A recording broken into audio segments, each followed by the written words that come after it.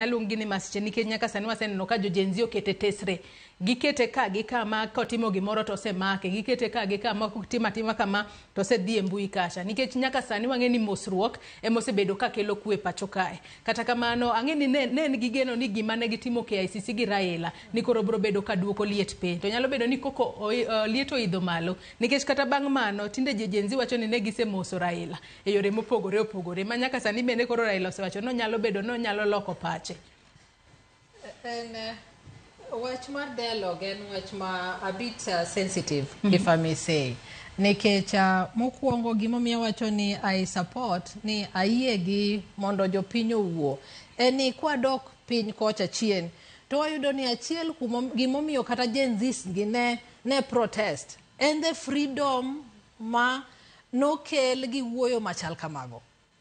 Iparo ka Agenda 4, it's an initiative of a similar process. Idhi chieni neno NADCO process manye last year because of Finance Bill 2023 sorry.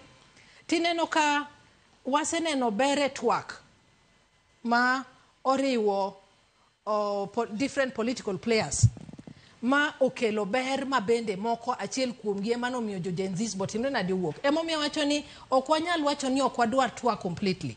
Nikech ber twak bende watimre nadi wang'eyo. Achiel kuomgi wacho osekelo kwe.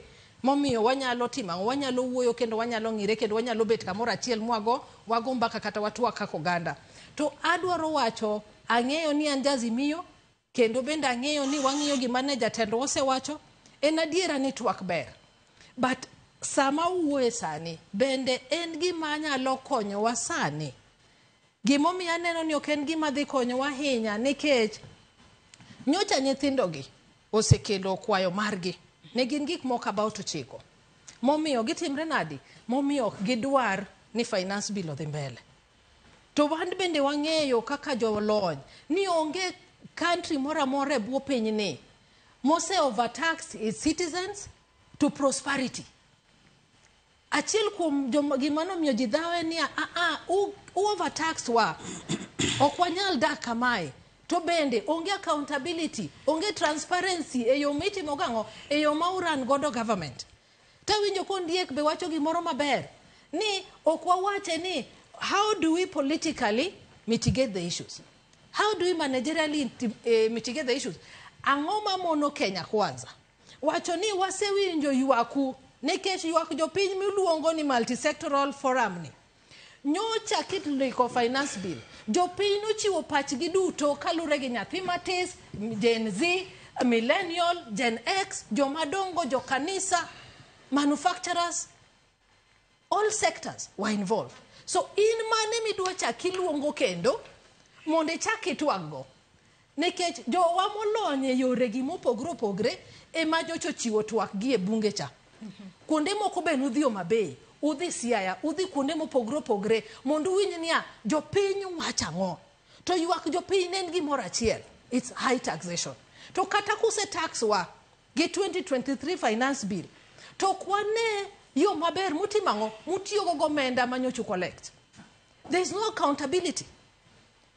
Ere kako dwaro ni wan koro wanyis rais niya onego bedni ng'ama luwo chik adiera makende. Nikech waneno kata ka nitie court orders okolugi kata ko chiko wacho ni tim gima kama okolu. Sani nyomuoch ni koro dwaro ang'o? Odwaro kelo auditors. To wang'e maber ni sirikal nigi structures. Structures mag management mowacho ka. Wang'e ni wan gi structures monego bedni waluwo. Wan go Office of Auditor General. Ang'o mamono wacho niya ene mo audit gik moko duto ma sirikal timo. To wasenene kubiro oko kendo wacho ni there's a lot of wastage. Gima kama timre o advice. Nyoro anene gazeti makawuono ka Attorney General ywak ni kata chik sirikal anyis rais nyotim kama okotim. Ywak jopiny is very simple. Wawinja ne Kennedy ondiek bende. Yena wach kama.